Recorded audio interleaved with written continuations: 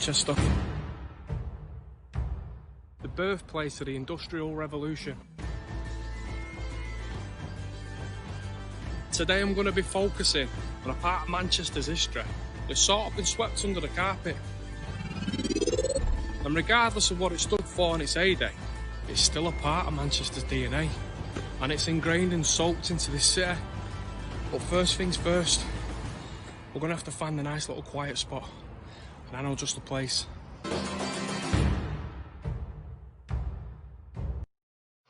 Well, a brief little taster there too. A brand new vlogumentary from a very talented young man, Anthony Mulligan. Anthony, welcome into the Full Irish.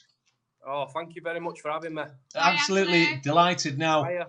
Just before we talk about the new vlogumentary, am I pronouncing that right? Yeah, vlogumentary, yeah. Vlogumentary. Tell us a little bit about yourself, because you're a new name to me, and of course, many of our viewers as well. But you're obviously very, very passionate about what you do, and I've got to say, very, very impressed. I come across the clip and the trailer just by pure accident, but give us a little bit of a background into yourself. Right, so basically, I was born and bred in Salford, and I've just always had a bit of an interest in local history. Yeah. And I sort of thought when I was in school, you was always taught about like the Romans and the Egyptians, but we've got so much local history that's absolutely brilliant on our doorstep. And you know, I just thought 2 years ago I couldn't do anything like this, and I just chanced my arm at it, and I've just took to it. I love it. I've got to say, I am so impressed at the quality of what you've done, the way the way you present it and everything. I mean, we've been doing it for 15 years and we're still useless. Oh, you're useless. So, listen, if you don't mind me saying, you're giving history a bit of a trendy edge to it now, aren't you? Because, like you said, it's always been about the Romans and it goes back way too far. But I mean, obviously, today will be history. Tomorrow, you were bringing it a little bit closer, even though it still is old history. Tell us a little bit about. Is there an Irish background? Obviously, with a name like Mulligan, there's got to be Irish there somewhere. Yeah, so on my dad's side, it's Mulligans, and then on my mum's side, Malloy. Oh, right. So it's really influenced by Irish. I'm sort of like second generation Irish, though. Yeah. And yeah, it's just what's it called? It's just one of them things. Like I want to. History when I was in school was a bit boring. I just want to make it fun and keep people interested, you know, especially local history. And we forget about what's on our doorstep, you know. Yeah, most definitely. Have you been to university and done media? No, or nothing at all. Nothing. No, I film everything off my iPhone, right? And then I edit it on my computer. Literally, it takes me. It can take me like 2 or 3 weeks, and I keep going back and filming bits that I've missed or just a certain shot, and I think I need to get that one little piece to make it look right. Yeah. And then when I get it back, I won't release anything if it's not spot on. Like, to me, it has to look a certain way, and each video is different, you know. Yeah. I don't just sort of pigeonhole myself into doing stuff in Manchester. I've done stuff in Salford and all. I try my best to give a lot of variety to the channel. Of course, which is...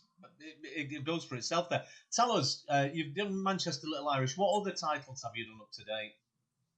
I've done the two ones before it. One was Black Douglas. It was about this textile mill owner in Salford, and they had this big massive mill, and he was a really evil man. It's a true story, and basically it was right on my doorstep as a kid. And my mum and dad used to always say, like, don't play on the park after dark because Black Douglas will get you. And he basically like haunts the land and stuff like that. And then before that, I did 2 called Surviving Salford. And what I did is basically try to revive the history of the last remnants of the old Salford. Yeah. That is like, you know, the pubs that are hanging on by the skin of its teeth, like the Crescent pub in Salford. Yeah. It was famous. It's been there since, I think, early 1800s, and Karl Marx and Engels had drank there and everything, and it has a lot of historical significance, and I think they're ready to bulldoze that. And it just, I try and highlight it, how significant and historic they are to the cities. The thing I've got to say about people who come from Salford, they are very, very passionate about Salford, aren't they? Whereas Salford does get a lot of bad press a lot of the time, but we know so many great people. I'm almost from Salford. Yeah, the passion people show for their town, very, very important. Let's speak about Daft Monkey. Where did that name come from, first of all? You know what? I was thinking of like a YouTube name. I was never really. I wanted into it to do it as a serious thing. Like I just did it as a hobby. Yeah. And it snowballed. But the name Daft Monkey sort of come to me straight away. I thought it resonated with the North. Yeah. You know, you get called your Daft Monkey when you're a little kid and stop being silly. And I just thought it was a name that people could connect with. Of course. Without revealing.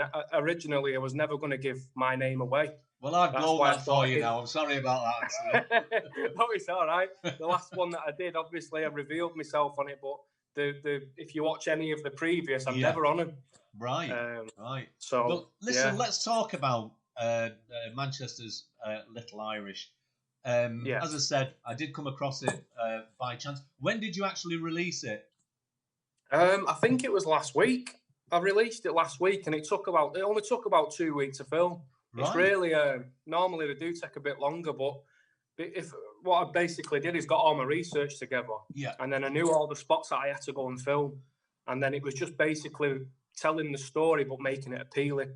Right. So, and just the whole the atmospheric sound, background sounds and stuff like that. I just sort of put in and make sure that it sort of fits with the video, really. Yeah. What kind of response have you had to the video? I mean, obviously, how do you release something like that? Is it you just post it there on YouTube and let it find its own legs, or? So basically, I put it on my YouTube channel. I've got quite a loyal fan base, to be honest. Everyone sort of gets behind the channel. I can't thank everyone enough. And basically, I'll then share that onto pages on Facebook. So it sort of does the rounds, if you know what I mean. Yeah. But it's recently gone to must have been shared to a Facebook page in Ireland, and they're loving it. So that really is a thingy for me, because if the Irish love it, then it's you've done a good job and you've had a great response. I mean, I am sure after our chat today, and people do actually go onto YouTube or go onto your Facebook page, they'll be able to watch the full vlogumentary on there, will they? Yeah, of course, will, yeah. You must be very, very pleased with the way it has turned out and the response. These things can take a long time to kind of hit the right places. But I mean, we've got to say, we think it's absolutely incredible. Really, You've done really a brilliant job, and for a young lad who's not had being young and the not history having the education as well. Exactly. Thank you very much. Appreciate that. I mean, I'm sure you're going to improve the way you get things out there into the masses and people find out about you. But I mean, what plans have you got for the future now, Anthony? I really just sort of want to keep going. If it grows, I'll happily take it. If the channel keeps growing and it keeps resonating with people, that's as long as the people enjoy it, then I'll keep doing it. And it's not about I'm not making any money or nothing from it. I do it because I love it. Of course. And I do it because if one person gets enjoyment out of any of the videos, then it was worth it.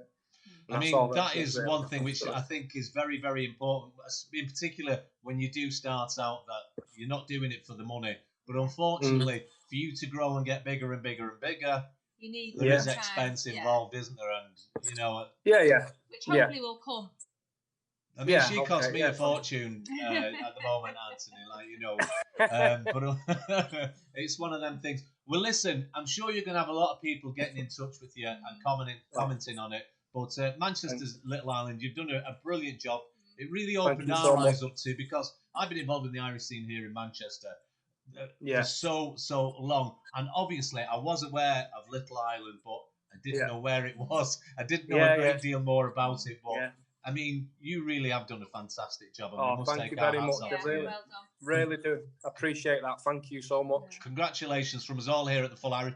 Anthony, we will be in touch with you. We will send you a couple of contact names and details, and I'm sure you're going to go from strength to strength and grow thank you. like you really deserve to. Well done to yourself. Well done. Thank you very much.